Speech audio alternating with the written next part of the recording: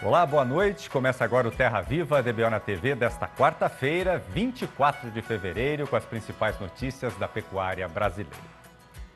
Com o consumo interno enfraquecido e as exportações em queda, a reação normal do mercado deveria ser uma queda mais expressiva nas cotações do boi gordo. Mas o forte aperto na oferta de animais para abate continua ajudando a segurar o preço nas principais regiões de comercialização do país. E quem não tira o olho do que acontece no comércio boiadeiro é o nosso companheiro e editor Sidney Maschio, que está chegando para participar da lida. Boa noite, Sidney. Seja bem-vindo ao rancho. Boa noite, Vinícius. Muito boa noite para todo mundo. Tendo cada vez mais satisfação de rodar o sertão brasileiro, cortando estrada, levando o pantaneiro para o rodeio da boiada e revendo os companheiros e as companheiras de tantas jornadas, a comitiva viajadeira do Terra Viva DBO na TV está entrando de novo no eito para fazer, sempre daquele nosso jeito, a apresentação da nossa função novidadeira do dia. Pois é, exprimido entre a queda na demanda e a falta de oferta, o mercado do boi agora está alternando dias de arribada com outros de derriçada nos preços. Mas falando assim, no geral, a verdade verdadeira mesmo é que na nossa praça boiadeira a situação atual está, digamos assim, mais ou menos equilibrada, né? Pois então, para adquirir mais informação a respeito do rumo que está sendo tomado pelo carretão no Estradão, a gente convidou para a nossa entrevista do dia o zootecnista Felipe Fabre, analista da Scott Consultoria, que está em Bebedouro, aqui no interior do estado de São Paulo, aparelhado e apetrechado na frente do computador, pronto para prosear ao vivo com os amigos e as amigas pecuaristas do Brasil inteiro. Boa noite, Felipe. Muito obrigado por você poder participar mais uma vez do programa. Seja muito bem-vindo aqui no nosso arranchamento eletrônico. Olá, Cid e amigos do DBO. É um prazer muito grande estar aqui sempre com vocês e uma honra aí poder compartilhar um pouquinho a respeito do mercado pecuário com os nossos amigos telespectadores. Muito bom e a gente agradece. Felipe, agora, por que é que a nossa praça boiadeira não está despinguelada na descida da ribanceira, como normalmente acontece nessa época do ano, hein? Cid, o que a gente tem visto aí é um verdadeiro cabo de guerra, se eu posso usar esse termo, porque de um lado nós temos uma oferta limitada de boiada que tem segurado esses preços. Então, os dados do IBGE recente mostraram que o abate de bovinos caiu significantemente em 2020, e aí isso tem limitado a oferta de boiada terminada, tá? E por outro lado, o consumo comedido aí. Então, esses dois lados têm traçado uma briga, com hoje a oferta aí limitada de boiada segurando esse preço firme nesse comecinho de ano aí. E outro fator que acaba colaborando também é que o amigo pecuarista que tem hoje boiada terminada, ele tem o pasto a seu favor para que ele possa compassadamente estar negociando esses animais. Então a gente tem uma oferta enxuta e apesar aí da demanda mais fraca, patinando um pouquinho, essa oferta enxuta tem mantido esses preços firmes aí, pelo menos ao longo do mês de fevereiro inteiro. Falando um pouquinho mais da demanda, né, Felipe? Como é que foi ao longo desse mês de fevereiro? Como é que está sendo aí o comportamento do consumidor brasileiro, hein? Então, Cid, nós observamos aí um mercado interno mais fraco ao longo do mês de fevereiro como um todo. Além disso, as exportações também patinando ao longo de fevereiro, pelo menos até a segunda semana aí do mês, tomando um pouquinho de força agora na terceira semana. Só que até esperava-se que essa patinada aí com relação ao mercado interno e as exportações pudesse trazer aí pressão negativa para a arroba do boi gordo, só que como eu citei, essa oferta enxuta e essa melhor condição hoje das pastagens tem favorecido aí na hora das negociações por conta do momento em que nós vivemos aí. Nós estamos num ano de retenção de fêmea e isso tem favorecido com relação ao amigo pecuarista para negociar esses animais. Então a oferta enxuta vem ganhando força, apesar de um consumo patinando nesse mês de fevereiro como um todo. Ô Felipe, nós estamos pertinho aí da virada de mês, né? E logo sai o pagamento do salário ao trabalhador empregado, né? Isso vai ter alguma serventia para mudar o rumo do carretão aí na parte de demanda interna? E olha, sempre que a gente tem esse movimento de virada de mês, tipicamente há uma melhora aí com relação ao poder de compra, faz com que as indústrias saiam às compras aí de maneira mais forte. Só que eu acredito que os dois principais fatores que devam influenciar com relação à arroba do boi gordo, se vai puxar ou não, são aí as exportações retomando um pouco mais firme e também essa oferta de gado terminado. Então, se houver uma necessidade maior aí por conta do período, que é tipicamente de maior consumo, por conta da melhora da população com relação ao poder de compra, a gente pode ter sim movimentações positivas, só que se não vier esse consumo esperado, essa melhora no consumo nesse primeiro semestre, essa primeira quinzena, desculpa, talvez a gente possa ter aí até uma viradinha de chave com relação aos preços. Então, sim, tipicamente é um período que a gente tem melhora, só que nós temos outros fatores aí que podem influenciar também, como o auxílio saindo, aí a gente tem um consumo mais fraco, uma procura por outras proteínas aí também influenciando. Como é que está falando nisso? Como é que está a briga entre, no balcão do açougue, a briga entre o boi, o porco e o frango, Felipe? Só para a gente ter uma ideia, eu trouxe aqui com relação ao acém, pelo menos para a gente pegar como um corte de referência, o pernil suíno e o peito de frango. A carne bovina acabou ganhando em competitividade, justamente por conta desse aumento da demanda no mercado interno pelas proteínas alternativas. Então, hoje, o acém acabou ganhando 0,9% de poder com relação ao pernil suíno e para a carne de frango aí, uma melhora de 12%. Então, a gente deve ter nessa virada de mês talvez uma virada com relação a esse perfil, justamente por conta aí do recebimento de salários. E aí, para a segunda quinzena do mês de fevereiro, talvez voltando essa retomada mais firme aí para as proteínas alternativas. Voltando agora um pouco para o assunto da exportação, Felipe, agora já terminaram aí as comemorações, né, do Ano Novo Chinês, que deu uma parada aí no mercado, principalmente nos embarques lá para a China, né? Terminando então esse período de comemorações, a gente pode esperar aí uma retomada do ânimo do importador chinês? Não só pode, Cid, como a gente já observou o movimento nesse sentido, tá? Os dados da Secretaria do Comércio Exterior até a segunda semana mostravam uma queda de 26,8% com relação ao mesmo período do ano passado, na média diária de fevereiro, na casa de 4,49 mil toneladas dia. E aí, passado esse ano novo chinês, agora nessa última semana, nós já tivemos um embarque médio passando de 4,49 para casa de 5,5 mil toneladas dia sendo embarcadas. A gente ainda está com volume abaixo da média diária exportada em 2020, em fevereiro, porém, nós já notamos essa melhora do mercado internacional aí, principalmente influenciada pelo mercado chinês retomando as atividades pós ano novo lunar.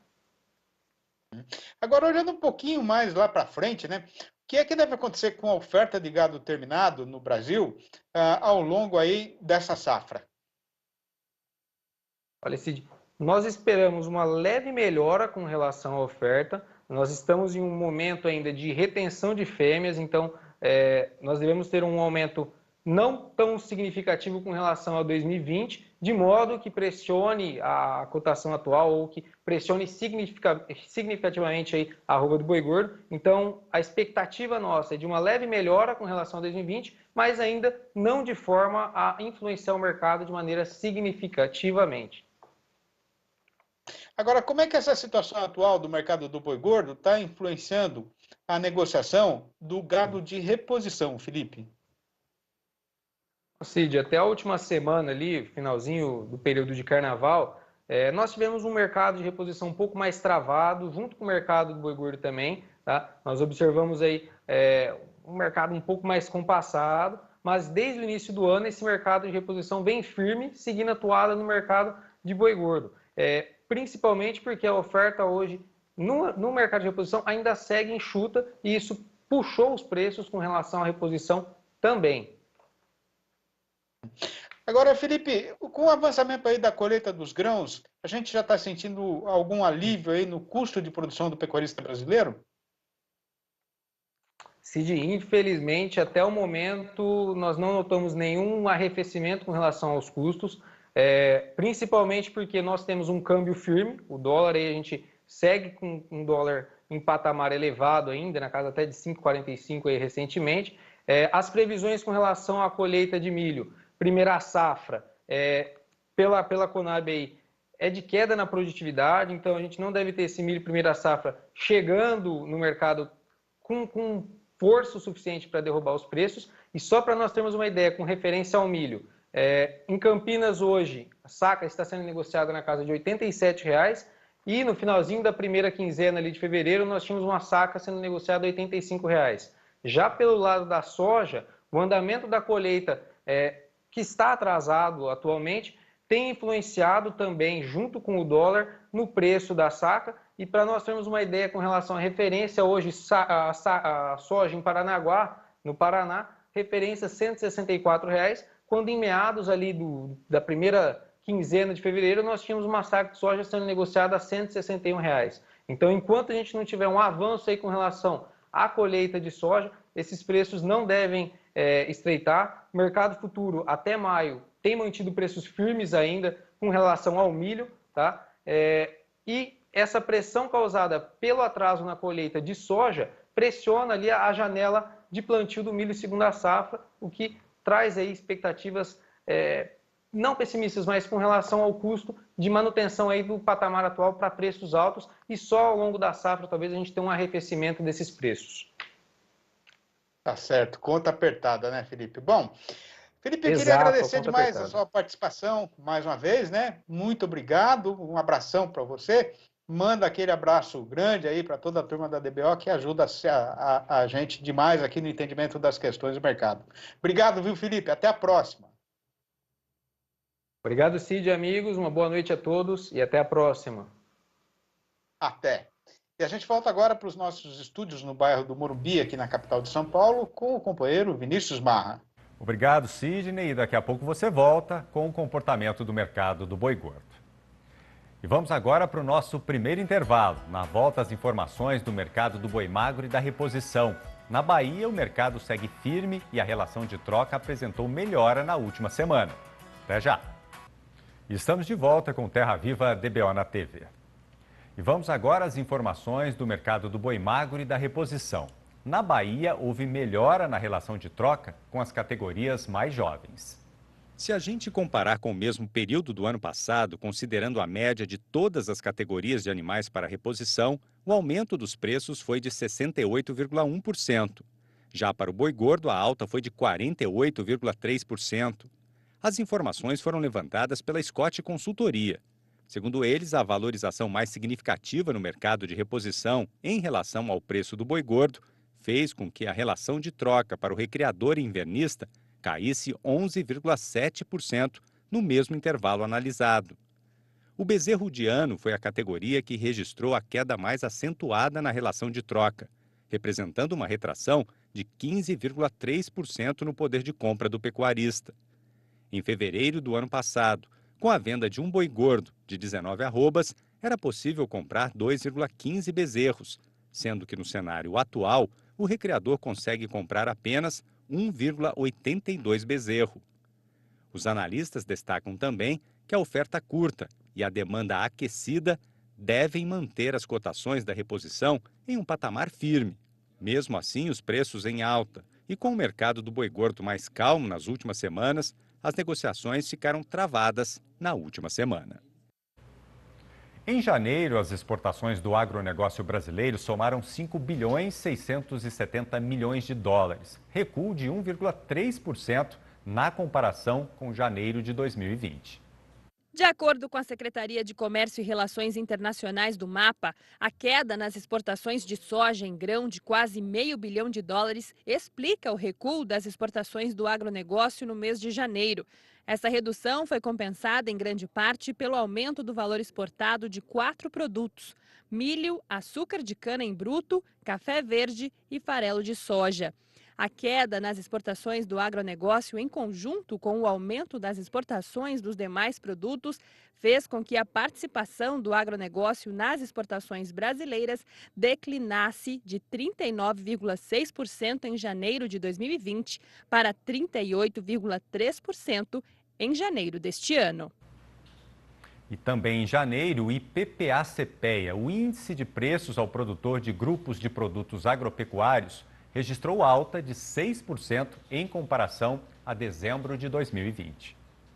O resultado do índice geral reflete as variações positivas do IPPA grãos, que avançou 11,3%, do IPPA cana-café, que subiu 3,3%, e do IPPA pecuária, com aumento de 1,6%.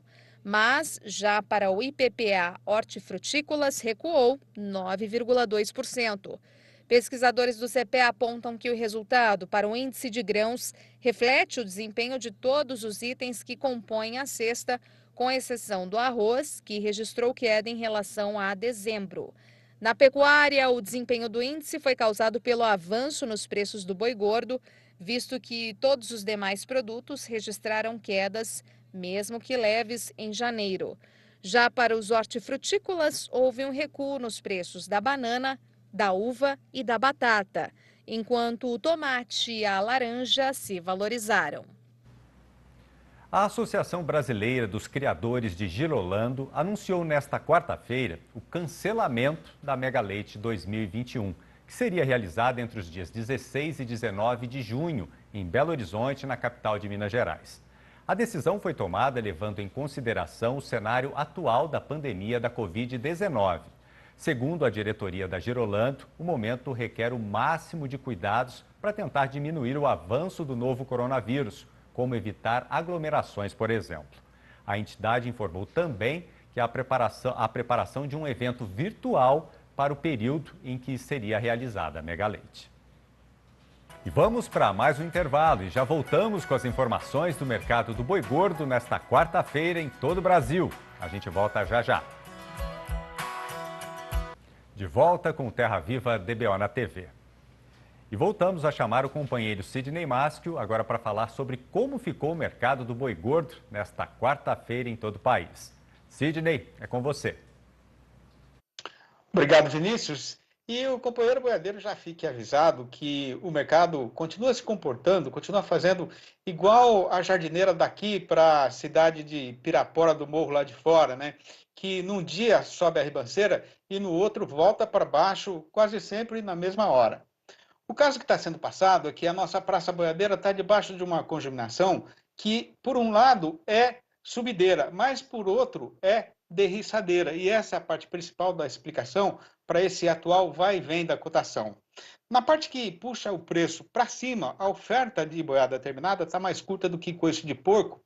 E, primeiro, né, porque todo mundo já sabe que a safra vai ser apertada mesmo, mas também porque com a regularização da chuva, o amigo fazendeiro está podendo segurar o gado por mais tempo na invernada. Já a respeito do que está empurrando a arroba na descida, o que está pesando mais agora é a dolorida queda acontecida na demanda, tanto aqui no nosso mercado caseiro, quanto da parte do comprador estrangeiro. Mas também nesse terreiro, o carretão pode sim mudar de direção com o avançamento do calendário, por conta aí do próximo pagamento do salário ao trabalhador empregado e ainda por causa da volta, da recuperação da animação que já está sendo manifestada no setor exportador. Por outro lado, e por enquanto, no balanço do dia da Scott Consultoria, foram registradas mudanças nas cotações em 11 das 32 regiões pesquisadas em todo o Brasil, sendo que o boi caiu em 6 e subiu só em uma, enquanto a vaca teve 6 quedas também, mais 4 altas. E para fazer a recitação dessa lista, eu peço novamente a participação na função do companheiro apresentador e jornalista Vinícius Marra. Acompanhe. Começamos a lista com as poucas altas do dia. Uma delas no sudeste de Mato Grosso, com a fêmea saltando para R$ 274, negociada no prazo de 30 dias e já descontada a parte do fundo rural. Arribada para a vaca também no norte do Tocantins, onde ela subiu para R$ 271. No sudeste de Rondônia, a valorização foi geral. O boi é vendido a R$ 276 e a vaca a R$ 266. No norte de Minas, a fêmea subiu e vale agora R$ 278. Já o boi foi no sentido contrário e desvalorizou. Está sendo falado na base de R$ 292,50. Seguimos com as outras quedas desta quarta-feira. Em Dourados, Mato Grosso do Sul, a derriçada foi geral. O boi vale agora R$ 280,50 e a vaca R$ 269,00. Em Campo Grande, na capital do estado, o preço da vaca caiu para R$ 265,00. Assim como em Três Lagoas, onde a fêmea escorregou para R$ 263,00. Quem quiser comprar boi no noroeste do Paraná vai gastar no mínimo R$ 282,50 e R$ 265,00 pela vaca. Queda nos preços no oeste de Santa Catarina. O boi bateu os R$ 271,00 e a fêmea vale agora R$ 254,00 no prazo de 20 dias. No oeste do Maranhão, o macho também está sendo falado na base de R$ 271,00. Fechamos as cotações com o Espírito Santo. O boi escorregou para R$ 268,00 e a vaca para R$ 261,00. Tá certo então, e para arrematar a função, falta só fazer a recitação do versinho caipira do dia, lembrando que o tema escolhido para esta semana é Lugar de Viver. Então, vai ouvindo. A consolação para o meu coração passarinheiro é a solidão desses trieiros. Minha alma se acalma no silêncio dos ermos e no remanso do rio, encrespado pelo vento fugidio que assobia nos vãos e desvãos da serrania. Conheço esse sertão com a palma da minha mão. Aqui é a minha terra, nessas capoeiras e beiras de serra onde eu fui criado, eu ando no escuro e me sinto seguro. Eu vivi aqui meu passado e vou ficar para passar o futuro. Então é isso por hoje, gente. Eu vou ficando por aqui, mandando um grande abraço para todo mundo e devolvendo a palavra para o meu amigo Vinícius Marra. Muito obrigado, Sidney. Uma boa noite para você e até amanhã. E o DBO de hoje fica por aqui. Obrigado pela sua companhia e até amanhã.